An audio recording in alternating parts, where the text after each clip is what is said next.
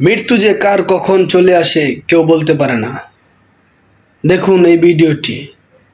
এই লোকটি একটি হোস্টেলে ঢুকে খাবার খাওয়ার জন্য, কিন্তু আফসোস তৎক্ষণিক তার মৃত্যু চলে আসে। তার খাবারগুলো সে খেয়ে মরতে পারে নাই। অতএব যারা অহংকার করেন টাকা পয়সার ক্ষমতার, তাদের জন্য এই ভিডিওটি একটি শিক্ষণীয় ভিডিও। কারণ আপনার মৃত্যুর পর আপনার সাথে শুধু আপনার কাফনের কাপড়ই যাবে।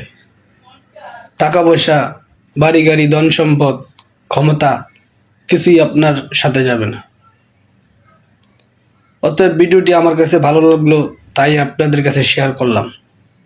যদি আপনাদের কাছে ভালো লেগে থাকে তাহলে অবশ্যই একটি লাইক করতে বলবেন না কিন্তু, আর পেজটি ফলো করতে বলবেন না।